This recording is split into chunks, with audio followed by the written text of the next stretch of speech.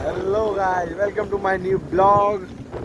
और आप देख सकते हैं अभी रात के बज रहे हैं 1 और मैं अभी जस्ट अपनी शॉप बढ़ा के खाना खाने मतलब खाना तो खा लिया था। मैं सोने जा रहा था, फिर सोने जाते जा रहा था तो फिर मेरा मन हुआ बिरयानी खाने का। तो मैंने कहा चलो चलते हैं बिरयानी खाने।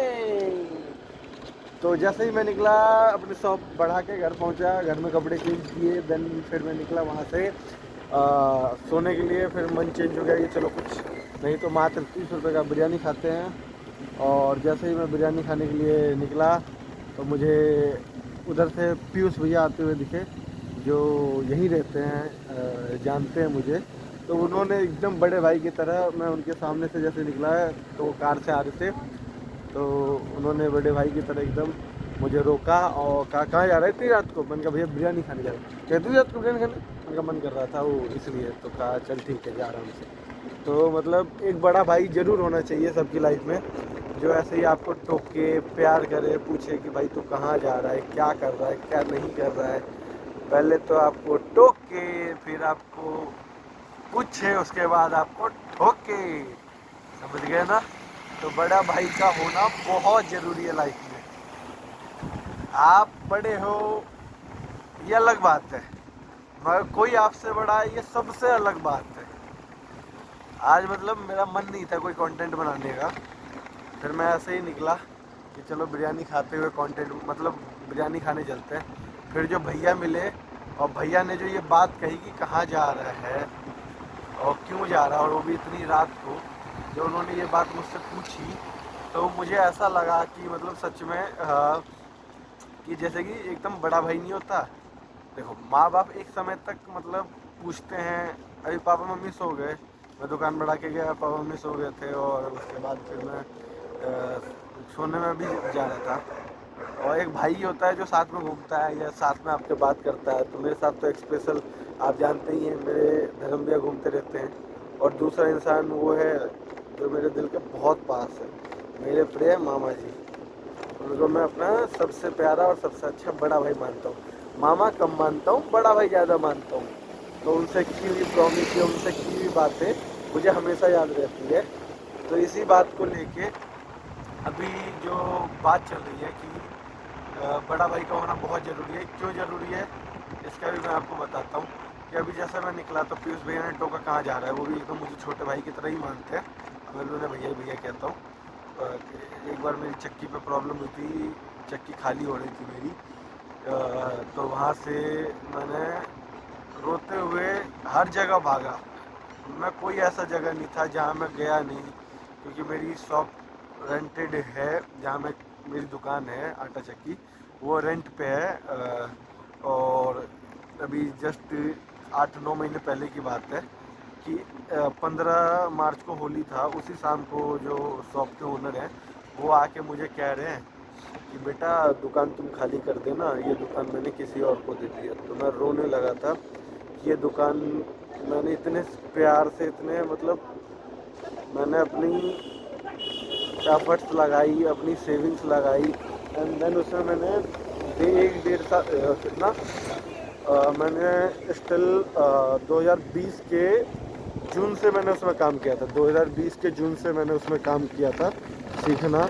और 2021 के मतलब 1 साल 7-8 महीने के अप्रॉक्स में मैंने सपोर्ट किया उस चक्की को, जब भैया चला रहे थे, देन उनके दोस्त चला रहे थे, सौरभ भैया।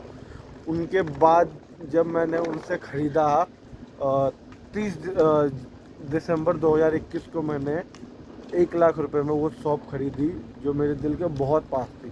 जिद थी कि चाहिए तो आटा चक्की ही चाहिए और चाहिए तो वही दुकान चाहिए, नहीं तो मुझे कुछ नहीं चाहिए। इतनी जिद थी, मतलब मेरे कपड़े गंदे होते थे, मैं अच्छा नहीं दिखता था, और अब भी नहीं दिखता हूँ। अगर मैं अभी आटा पीसता हूँ तो मेरे कपड़े बिल्कुल अच्छे नहीं लगते, मगर कुछ ऐसा था मतलब मेरे दिल में क्यों चाहिए, वो मैं आपको कभी ना कभी, अगर भगवान ने चाहा तो मैं आपको फ्यूचर सही वक्त आएगा तो ये बात मैं आपको फ्यूचर में बताऊंगा, ज़रूर बताऊंगा।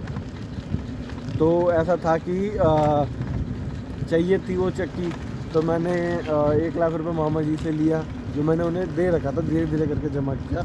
देन मामा जी से लेके मैंने उनको NEFT किया, आशीष अग्रवाल जी को, जो भैया ही कहता हूँ मैं उन्हें भी, आंसू भैया, जिनकी वो आटा चक्की थी, उनको मैं ट्रांसफ़र किया, NEFT किया, NEFT नहीं RTGS किया, सॉरी RTGS किया। एंड देन उसके बाद फिर मैंने वो चक्की का की लिया एंड देन मैं बैठने लगा 31 से। जिस दिन मैंने 31 को अपनी शॉप में झाड़ू लगा रहा था, उस दिन मेरी मम्मी मेरी जो सिस्टर है जो मुझसे छोटी है, ये दोनों हॉस्पिटल में थे। मेरी सिस्टर के आई में प्रॉब्लम था, तो वो लेडी हार्डन हॉस्पिटल है दिल्ली में, तो वो उसमें एडमिट थी। तो उसमें थे, तो उनका सपोर्ट रहा। पापा मेरे उस समय मुंबई में काम से गए थे, मुंबई पे काम करने कंपनी की तरफ से।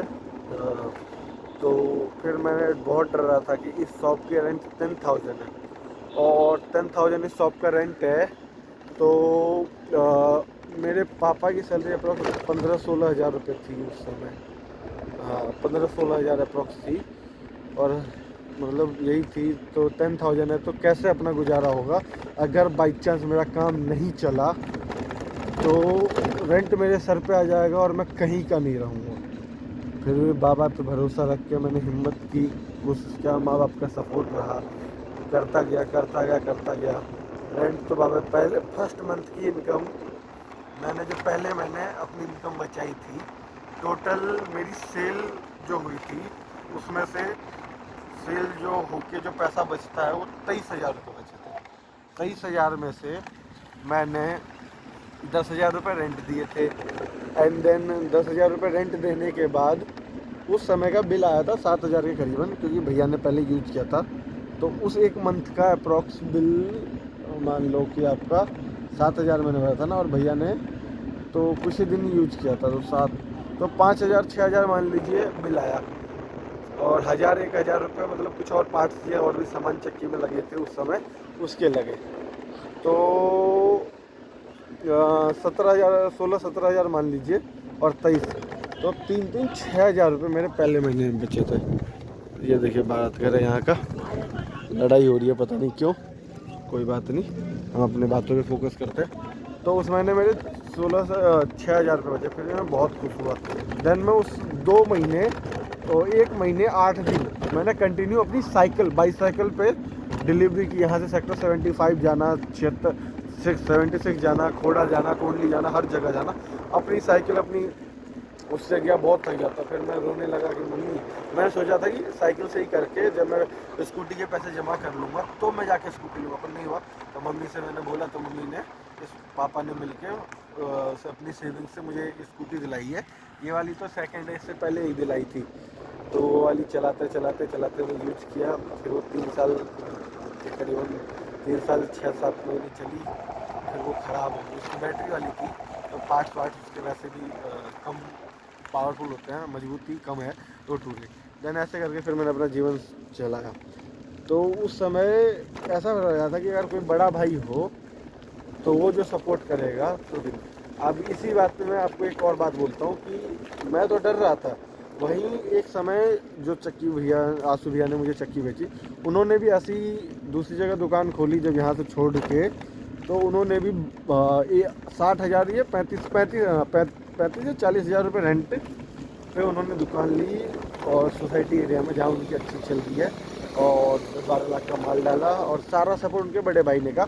अब बड़े भाई ने 6 महीने का किराया, ताकि ये ले 6 महीने का किराया तेरा अलग दे रहा हूँ, ठीक है, टेंशन की बात नहीं। तो बड़े भाई के सपोर्ट से आज वो वेल सक्सेस हैं और अच्छे से अच्छी लाइफस्टाइल मेंटेन कर रहे हैं वो, और अच्छा कमा खा रहे हैं, अच्छी बात है। और उनके कृपा से ही मैं कमा खा रहा हूँ, क्योंकि मुझे नहीं लगता था कि मैं कुछ कर पाऊँगा जीवन में, क्योंकि नौकरी मुझे नहीं लगती थी मुझसे होगी। फिर भी मैं दुकान चला रहा हूँ, फिर भी अभी मैं अपना जीवन सर्वाइव कर रहा हूँ। ये भी नहीं कि बहुत ज़्यादा है, और ये भी नहीं कि मैं परेशान हूँ, क्योंकि मुझे अभी घर में नहीं देना या कुछ नहीं करता मैं, पर मैं अपना जब मुझे पॉकेट मनी किसी से मांगनी पड़े, वो मैं अपना अभी अर्न कर पा रहा हूँ। तो मुझे और जीवन में आगे बढ़ना है और सफल होना है, तो अपने जीवन को वेल मेंटेन और सफल करूँगा मैं, ये मेरा पहला टारगेट है।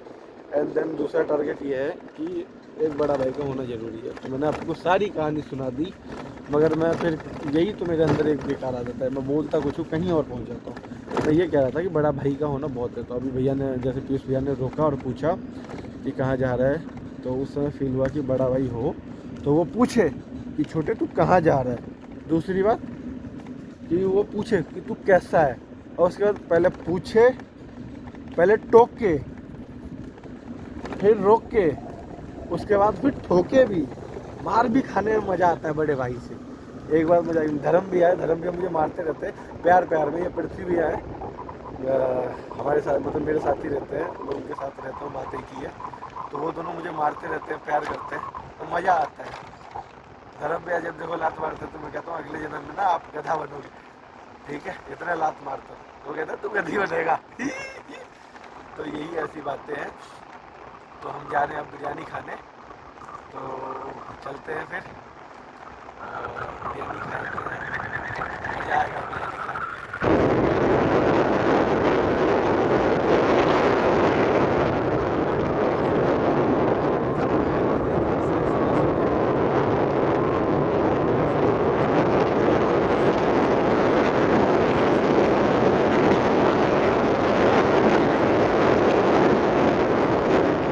शेयर करेंगे, देखो डोगेश भैया, डोगेश भैया हैं। अब ये सड़क से अभी निकलेंगे ना, तो ये हम पे अटैक करते हैं कि भाई तुम कहाँ जा रहे हो। ये भी एक प्रकार से ऐसे ही रोकते हैं। ये देखो आगे गाड़ी धीरे कर लो तो ये कुछ नहीं करेंगे। ये हमारा मंदिर है, मैंने कई वीडियो में आपको दिखा रखा है। यहाँ का बाबा बालकनाथ मंदिर सिद्धपीठ है। और ये हम आगे वही स्टेलर पे अपने, जहाँ हम चाय पीते हैं मैक्सिमम। गाड़ी तो ये देखो, तो हम आ गए हैं स्टेलर पे। यहाँ देखो पब्लिक फुटफॉल देखो कितनी है। अब हम चल रहे हैं, ये है स्टेलर की बिल्डिंग। वैसे ब्लॉक तो बहुत बड़ा हो गया है, तो ब्लॉक को अब हम करने वाले हैं, यानी कि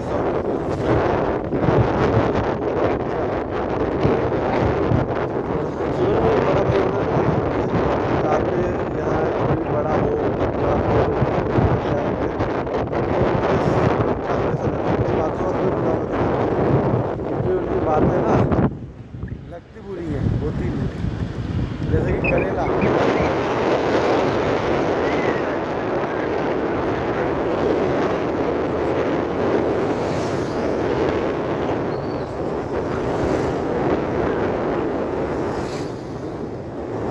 ये आ गए हम बिरयानी वाले भैया के पास। तो रात को आपको कभी भी बिरयानी खानी हो तो यहाँ आ सकते हो, बुलडोजर बाबा के नाम से।